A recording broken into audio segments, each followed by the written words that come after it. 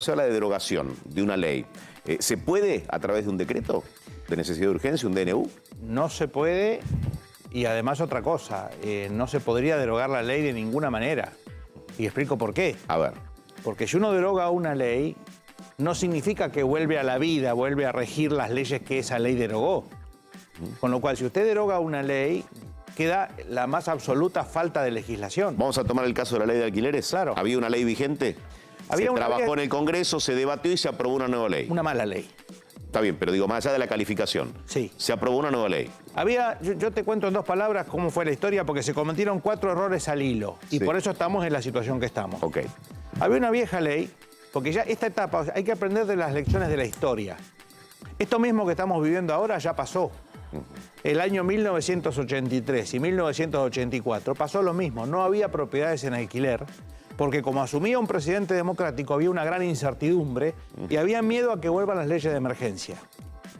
Entonces, hasta que salió la ley 23.091, no había propiedades en alquiler y te pedían extravagancias como todo el alquiler al contado al momento de entrar. Bueno, salió la ley 23.091 y durante 30 años rigió sin ningún problema. Hasta que Alguien tuvo la brillante idea de derogarla e incorporar algunos artículos en el Código Civil y Comercial, ley 26.994. Ese fue el primer error. Sí. Bueno, más o menos anduvo el Código Civil y Comercial. No es ninguna maravilla, pero más o menos dentro de todo no había tantos problemas. Luego viene un segundo error, que ya es mucho más grave, que es la sanción de la ley 27.551 del año 2019, Sí. que ya quiso acorralar a los Que propietarios de rigió hasta inmuebles. hace algunos meses. Que en realidad rige, pero con un parche. Ok. Que el parche sería Ese la es última el aprobación. tercer error. Ok. Ley 27.737. Incluso hay comentarios, hasta jocosos, en los especialistas. Algunos lo llaman una ley retro, porque parece una ley de la década del 50. No asociada o no, digamos... a las circunstancias a las actuales. circunstancias del Claro, momento. exactamente. Es una ley intervencionista al extremo que pretende acorralar Sí. a los O propietarios. sea, fue un error haber apurado el tratamiento y la aprobación o la corrección de la ley anterior. Exactamente. Ahora, la pregunta es, cuando Hace falta una nueva presidente ley. electo, por eso el presidente electo habla de derogación de leyes, ninguna ley se puede derogar a través de un DNU. No. Y además, si derogás la ley, no queda nada en su reemplazo. ¿Qué otros ejemplos podemos dar, digo, más allá de la ley de alquileres? Y hay varias cosas. Por ejemplo, está muy mal regulado el tema de la responsabilidad médica. En este momento hay una ley de ejercicio de la medicina que es de la década de 1950. 1950. Sí, exactamente. Por eso están todos los problemas que hay de sea, responsabilidad. 70 y pico de años. Claro, exactamente. Es una ley que es paternalista, que permite el paternalismo médico, que el médico decida por el paciente y que choca con la ley de derechos del paciente. Claro.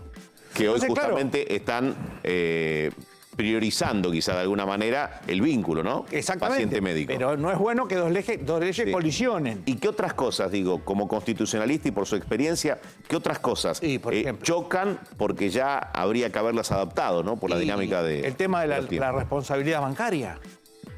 La responsabilidad bancaria, si vos buscas toda la legislación argentina, no hay un solo artículo que establezca un régimen correcto. Hay una dispersión que parece una selva. ¿Y qué se hace reglamentaria. cuando uno quiere mejorar este aspecto? Por ejemplo, el bancario. ¿Qué se hace? ¿Hay un tratamiento que debe darse en el Congreso? ¿Hay propuestas que pueden hacer quiénes? Bueno, para empezar, yo creo que un presidente que acaba de acaba de ser electo, que está por asumir, que gana con el 55% de los votos o más, Sí. en las condiciones actuales perfectamente puede convocar a especialistas para que le hagan unos proyectos para mejorar la legislación argentina. O sea, no tiene por qué el legislador y sus asesores conocer en cada uno de estos mundos que usted planteaba. Obviamente que no, es más, no podría, él es un economista. Ajá.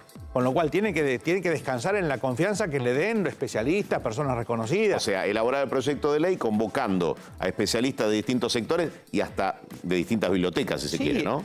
Sí, o a la Academia Nacional de Ciencias, por ejemplo. Yo soy académico de la Academia Nacional de Ciencias. Las academias Sí. están justamente para estos casos. Berti Venegas Lynch, uno de los legisladores electos de La Libertad Avanza, planteaba también hacer modificaciones con respecto a la ley del aborto.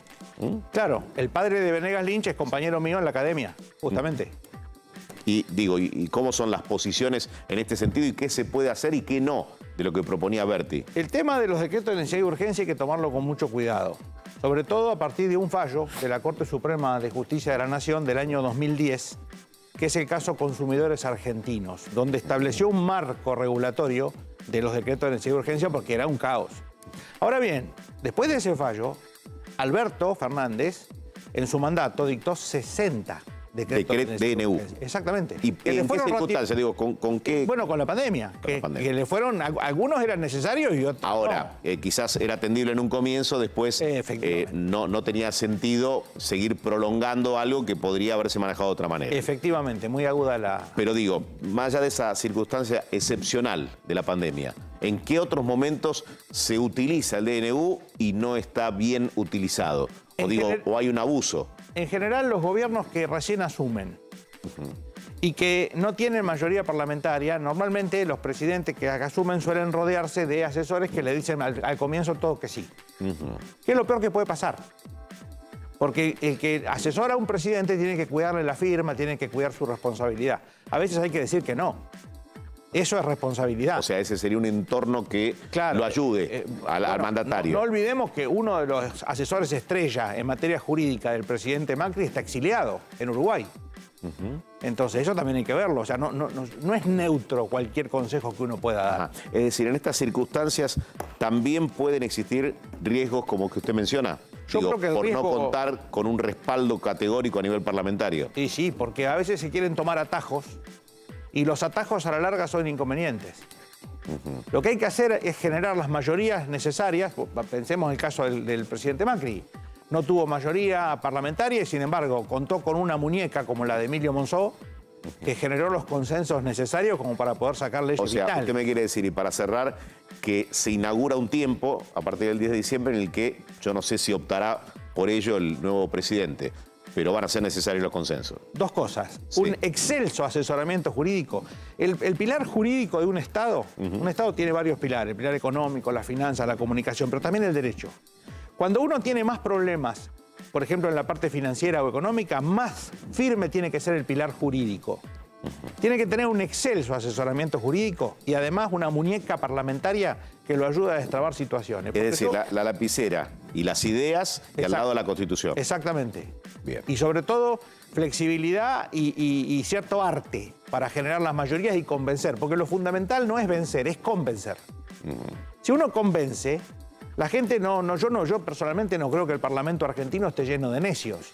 Con lo cual, si los proyectos son atinados, si las ideas son certeras, y en materia de locaciones te voy a decir, si me permitís, y voy a cerramos decir con esto, a ver. 2 o 3 cositas. Sí. La nueva ley que hay que dictar tendría que volver a la idea de la ley 23.091, actualizada hoy, pero esa es la idea. Es decir, no arrinconar a los propietarios, no forzar a los propietarios... O sea, cercana a la idea libertaria de que las partes se terminen arreglando. Exactamente, las ideas de la libertad que durante 30 años dieron un gran servicio al país. Muy bien. La ley 23.091 actualizada, eso sería la mejor idea. Para tomarlo. Doctor